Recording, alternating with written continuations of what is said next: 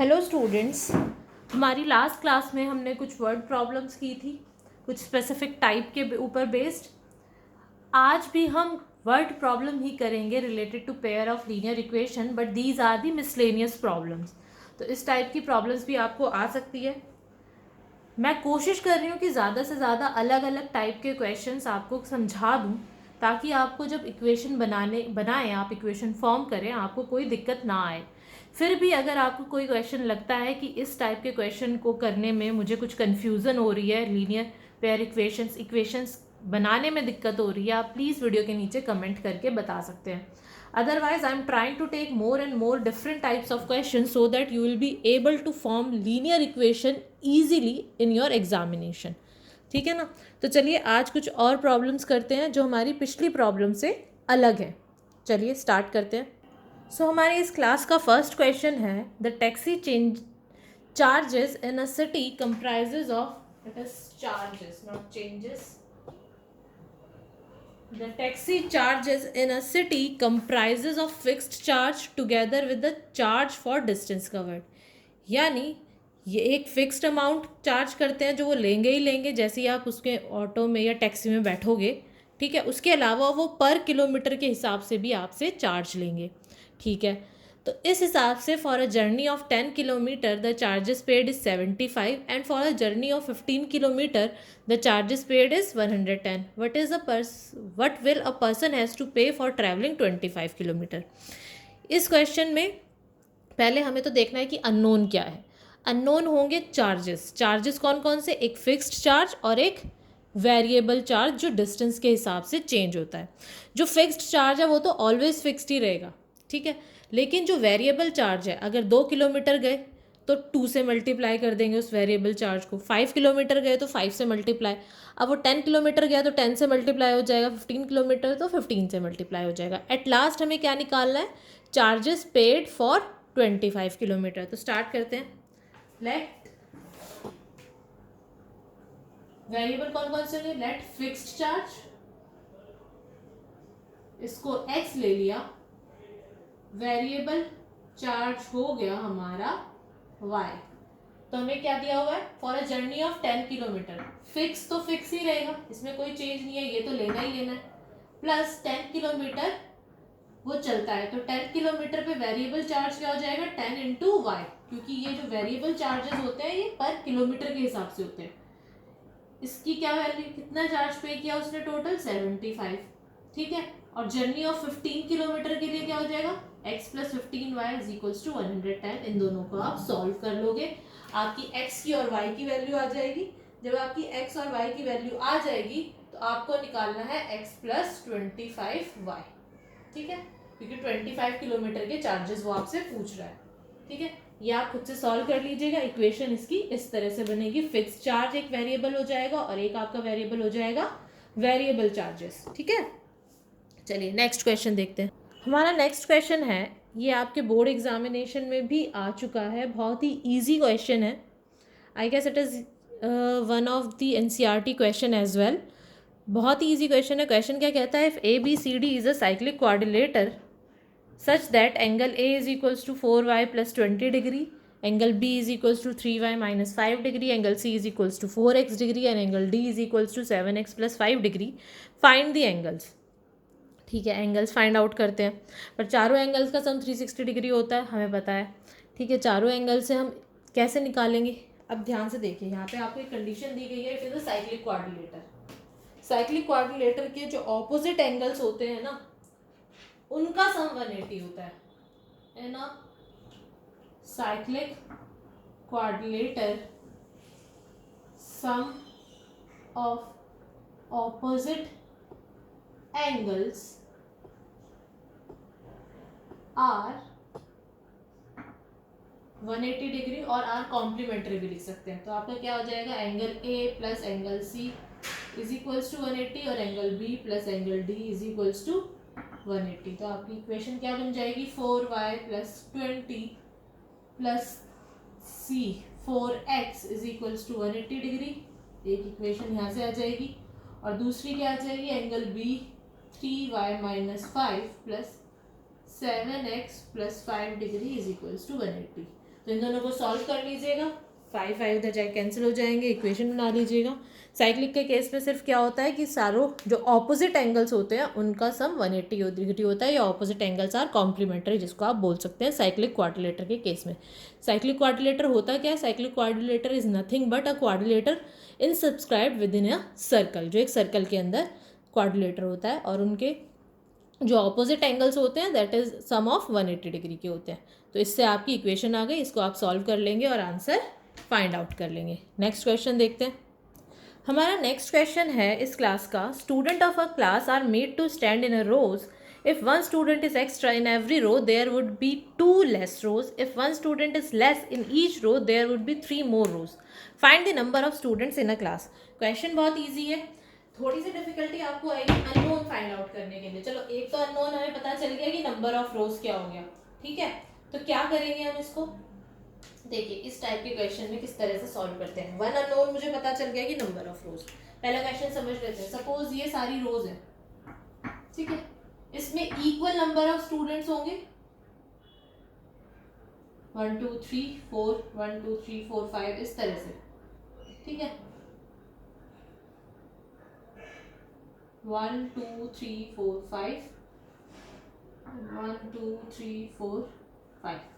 अब वो कह रहा है कि अगर मैं हर रो में एक एक एक्स्ट्रा स्टूडेंट और कर दूं। अब यहाँ पे कितनी रोज बनी है, 1 2 3 4 5 6 रोज है, जिसमें 5 स्टूडेंट्स हैं विच इज इक्वल टू 30। अभी मैं आपको न्यूमेरिकल्स या नंबर्स लेके समझा रही हूँ, फिर मैं बताऊंगी कि आपको वेरिएबल्स किस तरह से असाइन करने हैं और इसमें क्या क्या अननोन्स है।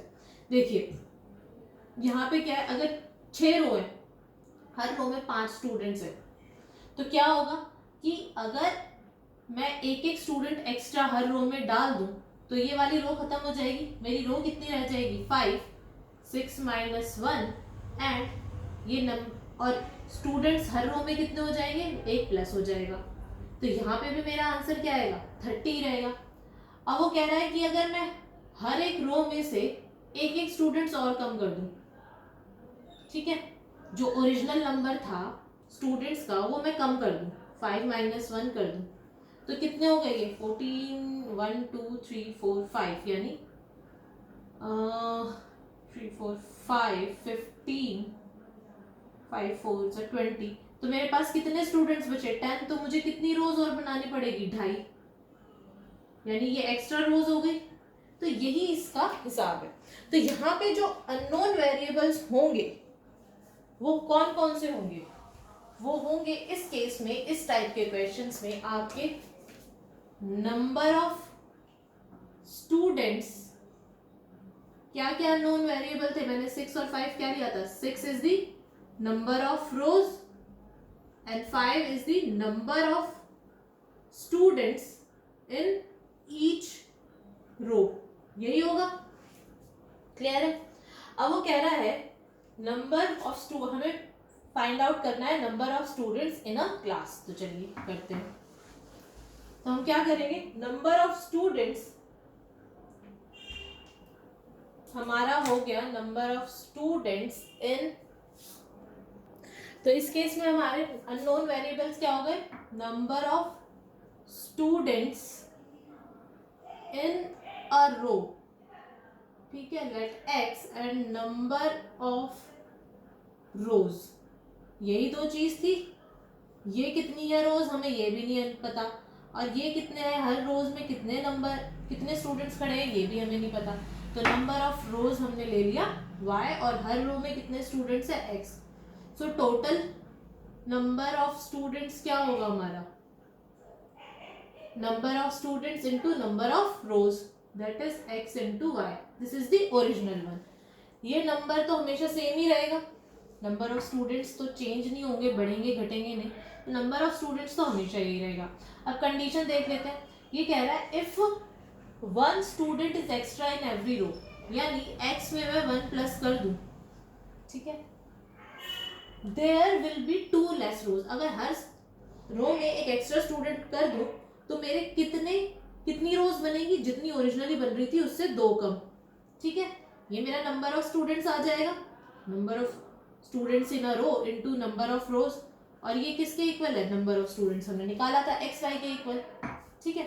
नेक्स्ट केस में क्या कह रहा है हमारा, किसी को सॉल्व कर लूँ पहले, इसको पूरा अच्छे से सॉल्व कर लेते हैं।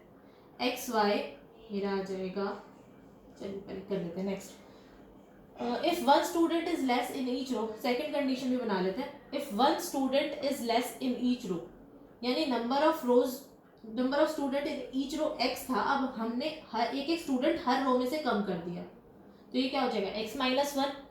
Then the rows would be 3 rows more, तो अब 3 नई रोज बनेंगी, तो यानी y कितनी बढ़ जाएगी 3 से, और नंबर ऑफ स्टूडेंट्स क्या होएगा, this multiply this which is equals to x y. इसको सॉल्व करते हैं वन को अच्छे तरह से। वन क्या इम्प्लाई करता है, x y minus 2x plus y, है ना, minus 2 is equals to x y से एक्स वाई कैंसिल हो गया, तो आपका आ गया minus 2x plus y is equals to 2। एक इक्वेशन आपकी ये बन गई। इन दोनों को सॉल्व करते हैं, 2 को सॉल्व करेंगे तो हमारा आ जाएगा x y plus 3x minus y minus 3 is equals to x y से एक्स वाई कैंसिल हो गया, तो यह आ गया 3x minus y is equals to 3, तो ये 2 हो गया। 1 और 2 आपके आ गए, 1 और 2 आपको आ गए हैं, तब आप इसको सॉल्व कर लोगे। Minus 2x plus y and 3x minus y is equals to 2 और इज इक्वल्स टू 3। बहुत इजी है।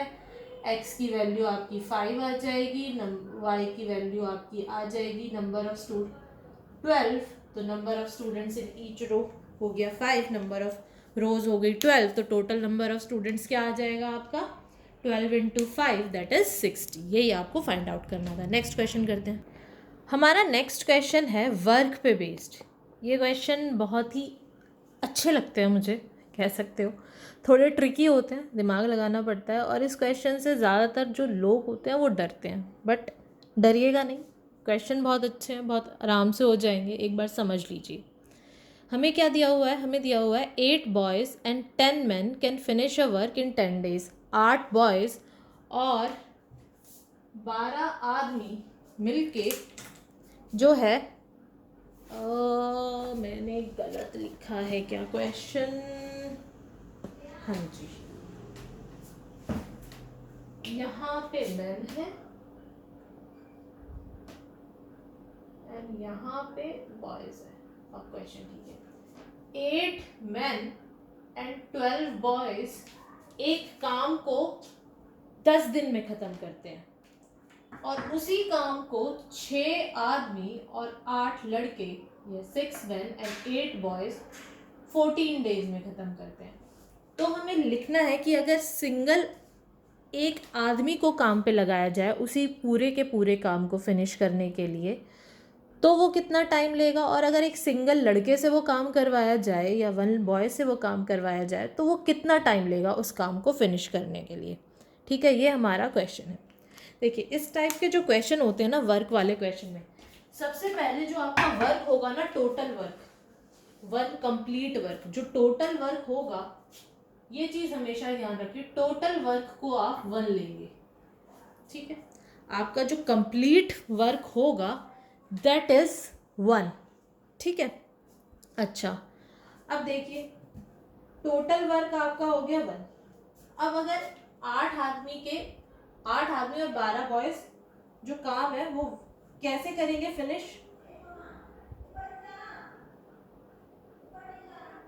सो एक दिन का टाइम 8 आदमी ने 10 दिन का काम, 8 आदमी और 12 बॉयज 10 दिन में मिलके वो काम खत्म करते हैं। टोटल वर्क आपने क्या कंसिडर कर लिया। अब हमें निकालना क्या है, time taken bye alone a man and alone a boy. तो हमारे दो अननोन वेरिएबल हमें पता चल गए, क्या हो गया, let time taken by man to finish और complete the work is x। ठीक है, and time taken by boy to complete by boy to finish the work, ये आ गया y। टोटल काम हमारा क्या होएगा, जब भी इस टाइप के क्वेश्चन आए आपको क्या करना है, जो आपका टोटल वर्क होगा और जो कंप्लीट वर्क होगा that is equals to 1, complete portion, ठीक है। अब उसका हमें फ्रैक्शन देखना है। अगर इस पूरे काम को 1 को फिनिश करने में जो मैन है वो x डेज लेता है, ठीक है, तो एक दिन में वो कितना काम करेगा, इस टोटल काम का डिवाइडेड बाय दिस, पूरा काम खत्म करने में x लेता है, तो एक दिन में कितना काम करेगा वो, टाइम हो गया, तो work done in 1 day by man क्या होगा 1/x, and work done in 1 day by boy क्या हो जाएगा 1/y। अब 8 दिन में वो कितना काम करेगा, एक दिन में इतना करता है तो 8 दिन में 8 मल्टीप्लाई हो जाएंगे उसके वर्क से। सिमिलरली बॉय जो है एक दिन में 1/y काम करता है, तो 12 डेज में कितना काम करेगा वो 12/y, ठीक है। ये हो गया हमारा पूरा, समझ में आ गया आपको। अब ये जो काम है ये कितने दिन करते हैं, 10 दिन में खत्म कर देते हैं। अगर 8 दिन में इतना काम करके 12 दिन में इतना काम करके वो टोटल काम कितने दिन में खत्म हो जाता है, इतना काम हो गया और इतना काम हो गया, ये वर्क डन आ रहा है। Work done in 1 day is this, work done in 8 days कितना हो जाएगा, ये सॉरी 8 में एक आदमी ने इतना काम किया तो 8 आदमी कितना काम करेंगे मिलके, सॉरी मैं थोड़ा सा गलत बोल दिया। अगर एक आदमी बाय 1 मैन, एक आदमी ने एक दिन में इतना काम किया, एंड 1 बॉय ने एक दिन में कितना काम करेगा 1/y। 8 दिन में वो 8 आदमी कितना काम करेंगे, अगर एक आदमी इतना काम करता है तो 8 आदमी इतने करेंगे। बॉय की कैपेसिटी क्या है लड़के के काम करने की 1/y, यानी एक दिन में काम करने की एक लड़के के काम करने की कैपेसिटी इतनी है, तो 12 लड़के मिलके कितने काम करेंगे 12/y। और वो टोटल कितने दिनों तक काम करते हैं 10 दिन तक।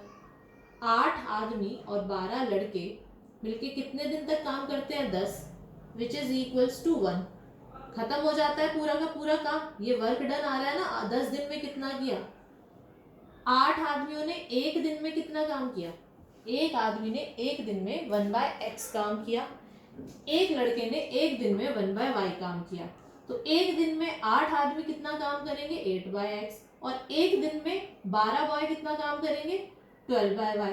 तो 10 दिन में वो पूरा काम खत्म कर देते हैं, और पूरा काम हमारा किसके इक्वल है 1 के इक्वल, तो this multiply this. Similarly 14 multiply by 6 men plus 8 boys is equals to 1। ये आपको सॉल्व करनी है, ये आपकी दो इक्वेशंस बन गई है। इन दोनों इक्वेशंस को जब आप सॉल्व करेंगे तो आपका आंसर आ जाएगा, मैन का x की वैल्यू आपकी आ जाएगी 140 एंड y की वैल्यू आपकी आ जाएगी 250 डेज, ठीक है। ये आपको इक्वेशन सॉल्व करनी मैंने बता दी है, मुझे सिर्फ इक्वेशन फॉर्म करके आपको दिखाना था कि किस तरह से इक्वेशन सॉल्व करेंगे आप। तो ये आपकी वर्क वाली प्रॉब्लम्स हैं। इक्वेशन आप किसी भी मेथड से सॉल्व कीजिए, सब्स्टिट्यूशन, इक्वेटिंग कोफिशिएंट और cross multiplication, that is up to you, ठीक है। 1/x 1/y है, आप उसको 1/x को u ले सकते हैं, 1/y को v ले सकते हैं, ठीक है।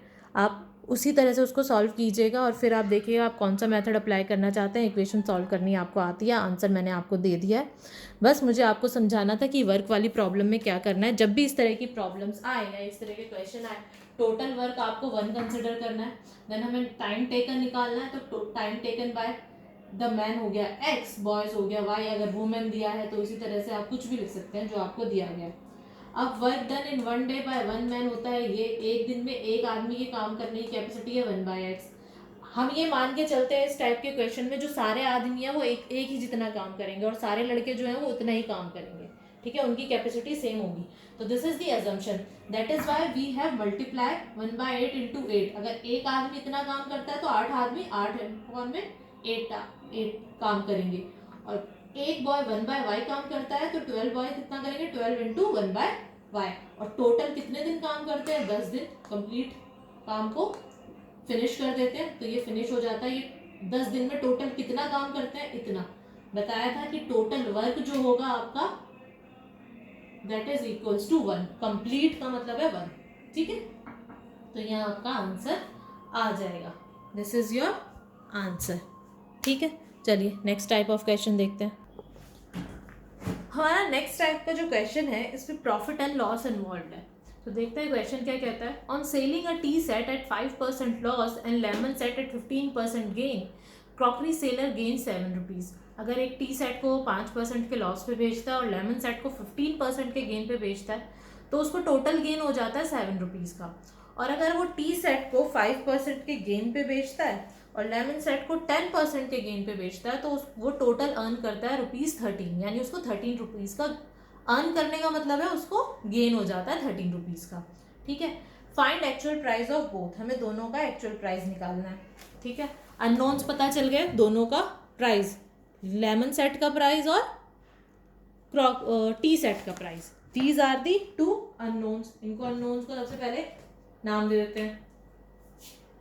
Late price of tea set is x and price of lemon set is equals to y, ठीक है। अब फर्स्ट केस में क्या करता है,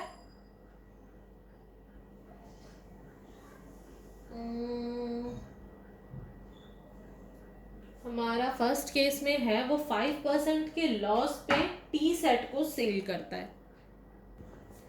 5% का लॉस क्या होगा, 5% लॉस ऑन टी सेट। 5% क्या होगा, पहले तो टी सेट का 5 into its price x upon में 100, यानी उसका लॉस कितना हुआ 5x अपॉन में 100, ये उसका लॉस हुआ, ठीक है। फिर क्या हुआ, लेमन सेट पे गेन करता है 7, लेमन सेट को सेल करता है 15% के गेन पे, तो 15% का गेन क्या हुआ 15y अपॉन में 100, ठीक है। यहाँ तक क्लियर है। इसको आप लिख सकते हैं x/20 कैंसिल आउट कर दीजिए और इसको लिख सकते हैं 3y/20, ठीक है। अब देखिए ये लॉस हुआ है उसको, यानी उसकी इनकम जो होगी ये क्या हो जाएगा, लॉस माइनस से रिप्रेजेंट करेंगे, x-20 उसको लॉस हुआ है, गेन कितना हुआ है ये, तो गेन उसकी इनकम हो जाएगी। यानी जो गेन हुआ था, अगर मान लो उसको 50 रुपए का गेन हुआ है और 20 रुपए का लॉस हुआ है तो उसको नेट गेन क्या होगा, उसका नेट गेन हो जाएगा 30 रुपीज़, 50 में से 20 माइनस कर देंगे। तो यहाँ पे भी हुआ, उसको 3/y/20 का गेन हुआ और x-20 का उसको लॉस हुआ, तो उसका नेट गेन क्या होगा, इस पूरे में से ये वाला लॉस माइनस कर देंगे and we have given this is equals to 7। And next case में ही सेल्स टी 5% गेन, 5% के गेन पे वो बेचता है, तो क्या हो जाएगा 100x का गेन हो गया टी सेट पे विच इज इक्वल्स टू 20, फिर से आपका आ जाएगा x/20, और लेमन सेट का गेन कितना हुआ 10% गेन ऑन लेमन सेट, ठीक है। इसको भी मैं नीचे 20 लिख रही हूँ क्योंकि सारी जगह 20 है, ऑल्दो ये 10 से कैंसिल आउट हो जाएगा, फिर भी मैं इसको 5 से कैंसिल आउट कर रही हूँ to solve the equation easily, ठीक है। ये आ गया मेरा गेन। अब इन दोनों केसेस में मुझे क्या हुआ है गेन, इससे भी इनकम इससे भी इनकम हुई, तो ये क्या आ जाएगा x+20 2y+20 is equals to कितना 13।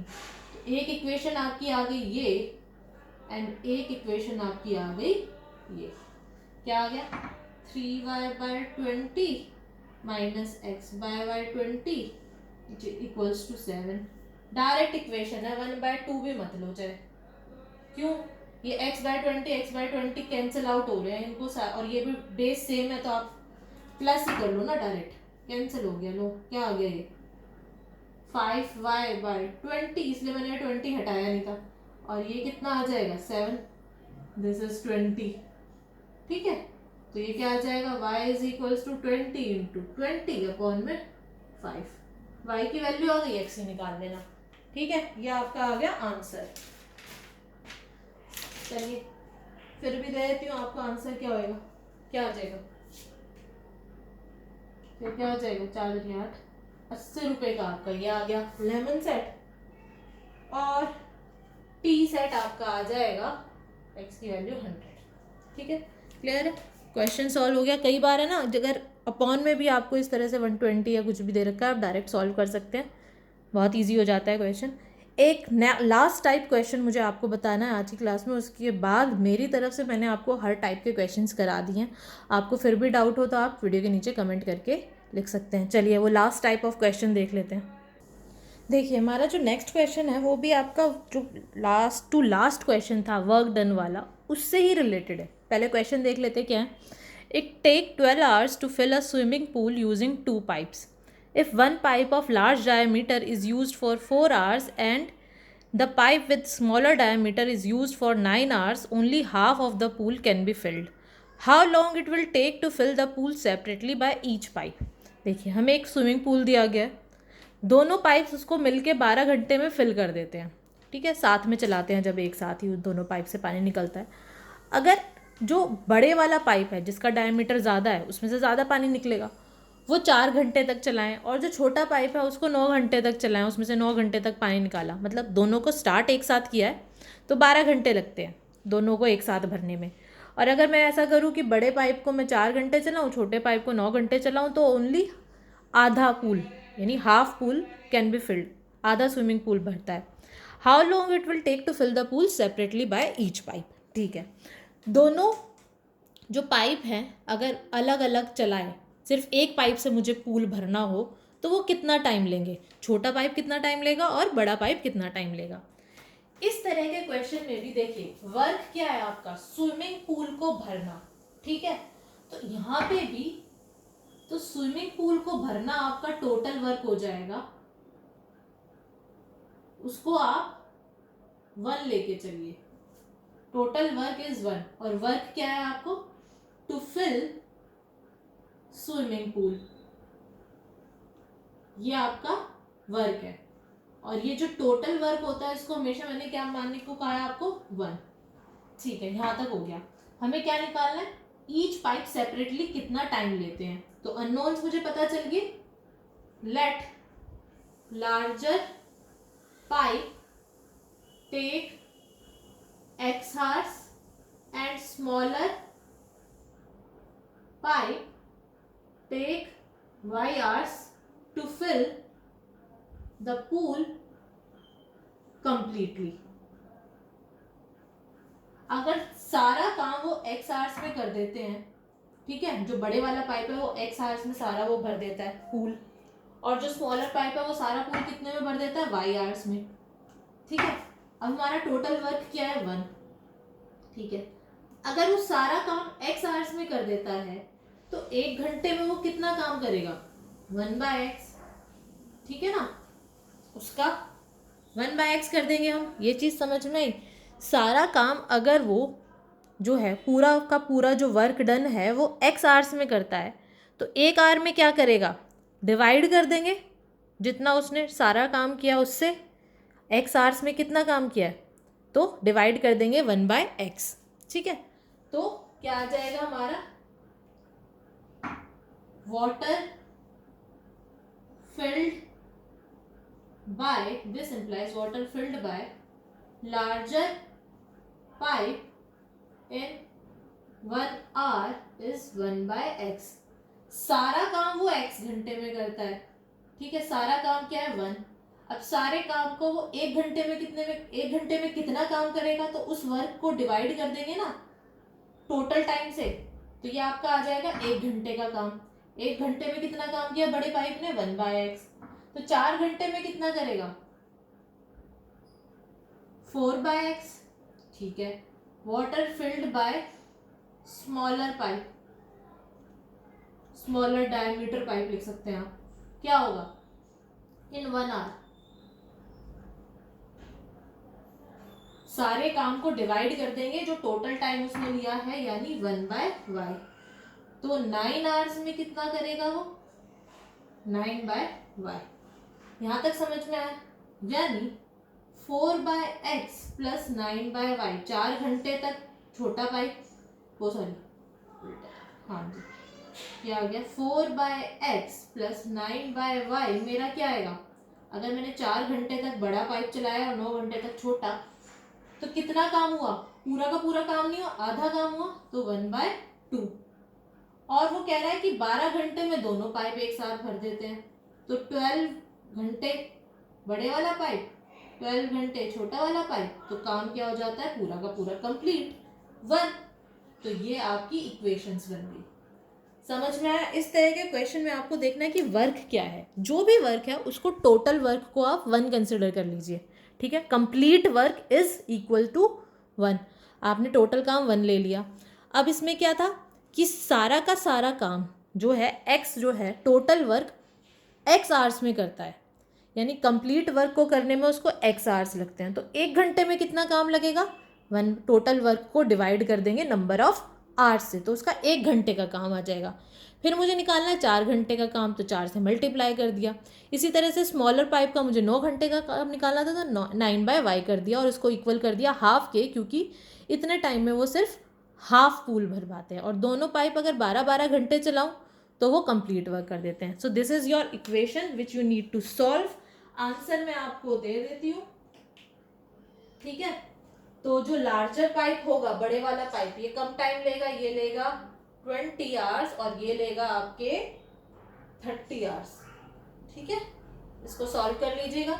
1/x को v पुट कर लिए और 1/y को u पुट कर लीजिए। जो भी आप जिस तरह से भी आप करना चाहे, a b लेके भी कर सकते हैं। 1/x को a पुट कर लीजिए, बाय y को b पुट कर लीजिए और आप वैल्यू निकाल सकते हैं। So this is the complete chapter from my side, ठीक है।